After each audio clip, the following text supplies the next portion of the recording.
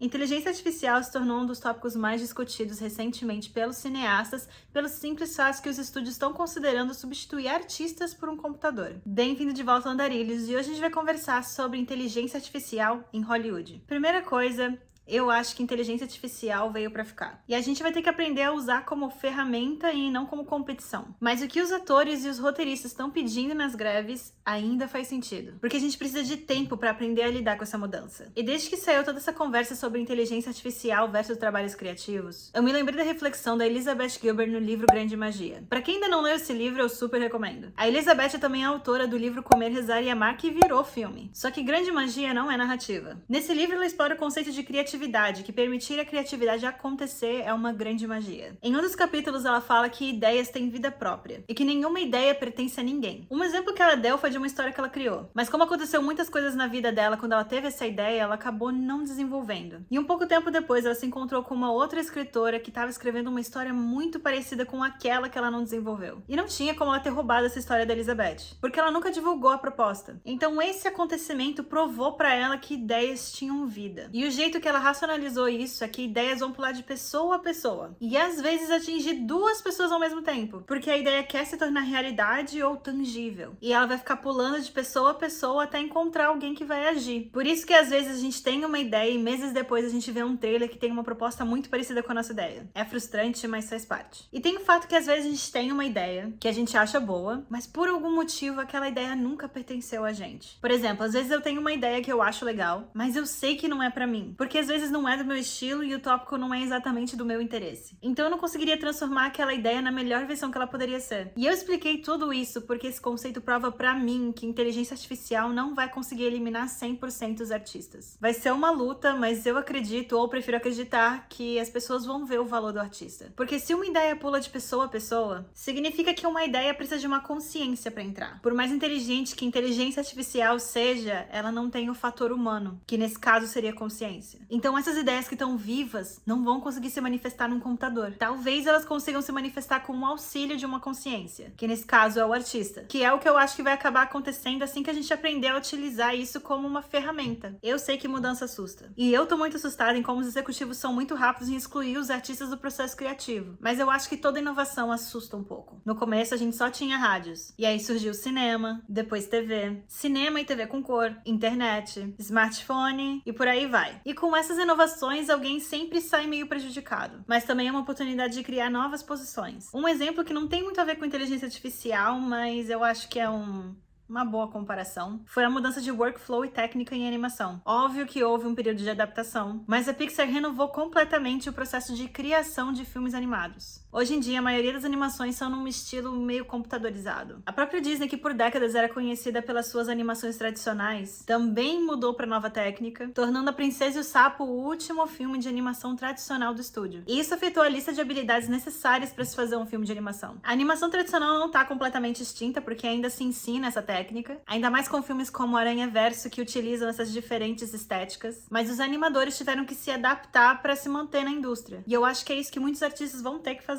Mas inteligência artificial tem outro grande problema. Por enquanto, ela é uma ferramenta de plágio avançado. Lembra que eu falei que inteligência artificial não tem consciência, então não consegue ter ideias? Pois é. Isso significa que o programa pega coisas existentes e modifica o suficiente para não encontrar plágios óbvios. Mas ao mesmo tempo tem toda aquela conversa de que só existem 7 histórias e o resto é variação. Porque se você pega os filmes de comédia romântica de Natal da Netflix, eles têm estruturas muito parecidas, com alguns ajustes, obviamente. Então esse argumento de plágio, pelo menos para roteirização, é um pouco complicado. Eu venho refletindo sobre isso faz um tempo, mas eu honestamente não cheguei em nenhuma conclusão. Então se você tem uma opinião sobre isso, me conta nos comentários porque eu quero saber o que você acha. Todos esses pontos que eu falei eram mais relacionados à escrita, mas eu quero elaborar um pouco o que os estúdios querem fazer com os atores em relação à inteligência artificial. Não é novidade que Hollywood vem escaneando os atores para fazer efeitos visuais, mas agora eles estão propondo escanear extras e só pagar um dia de trabalho, que é uns $200. E eles vão poder utilizar a imagem da pessoa para sempre, onde eles quiserem e sem precisar de autorização, ou ter que pagar nada a mais por cada uso, o que me passa uma vibe do episódio de Black Mirror Joanna Péssima. Eu acho que esse episódio mostra muito bem o que tem de errado com essa proposta dos estúdios, basicamente utilizando inteligência artificial para fazer com que um avatar que tenha a cara de uma pessoa que existe